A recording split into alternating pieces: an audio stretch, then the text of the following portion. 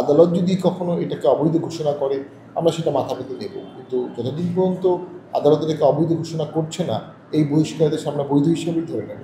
বিশের কর ধারাটা আপাতদৃষ্টিতে মনে হতে পারে একটু এককেন্দ্রিক বা এখানে চেয়ারম্যানের একটা একচ্ছত্র পাওয়ার আছে, কিন্তু আসলে বিগত 5 বছরে চেয়ারম্যান এটি খুব অল্প সময়েই ব্যবহার করেছেন এবং এক্সট্রিম ক্রাইসিস মোমেন্টে যখন দল ভেঙে যাচ্ছে, যখন প্রেসিডেন্ট মিটিং ডাকা সম্ভব না, তখন একটা রেসিডিউয়ারি পাওয়ার চেয়ারম্যানকে দেয়া আছে।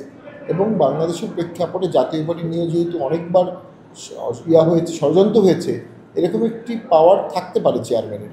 তবে এই বিষয়ে তো গঠনতন্ত্র কমিটি করা হবে যখন কাউন্সিল হবে, সেই গঠনতন্ত্র কমিটি সেই কমিটি এই গঠনতন্ত্রের বিভিন্ন ব্যাখ্যাগুলো দেবে, গঠনতন্ত্র সংশোধন করবে, পরিবর্তন করবে, পরিমার্জন করবে, করে সেটা প্রেসিডেন্টে প্লেস করবে, দেন সেটা কাউন্সিলে যাবে, দেন কাউন্সিল যদি এটাকে রাখে থাকবে, না হলে থাকবে না।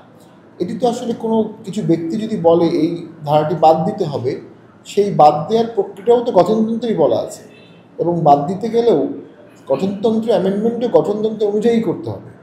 তো সেক্ষেত্রে আমি মনে করি যদি সকল প্রেসিডেন্টরা বলে বিশের কর রাখা যাবে না, তখন প্রয়োজনে রাখা হবে না।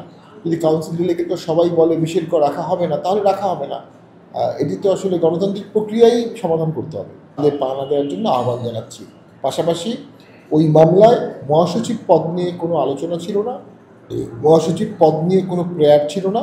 সেই হিসাবে পার্টিতে আমি মহাসচিব হিসেবে মাননীয় চেয়ারম্যান কর্তৃক নিয়োগপ্রাপ্ত আছি, এটি আদালতের বিচার্য বিষয় হিসেবেও আসেনি। সেক্ষেত্রে অন্য কেউ মহাসচিব হিসেবে নিজেকে দাবি করতে পারে না। গঠনতন্ত্রে 30 ধারায় অনুচ্ছেদে বলা আছে যে প্রেসিডিয়ামের মতামতের ভিত্তিতে প্রেসিডিয়ামের সাথে পরামর্শক্রমে মাননীয় চেয়ারম্যান যে কোনো সদস্যের বিরুদ্ধে শাস্তিমূলক ব্যবস্থা নিতে পারেন।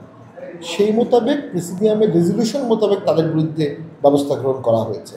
তো সেখানে গঠনতন্ত্র মোতাবেক যেহেতু এটা হয়েছে, সেখানে কোনো শোকজ দেয়া বা ডিসিপ্লিনারি প্রসিডিংস ফলো করার কোনো বিধান ছিল না। যেহেতু আইনসম্মতভাবে হয়েছে এবং এটা কার্যকর হয়েছে, সেহেতু আমি মনে করি এটা সম্পূর্ণভাবে বৈধ।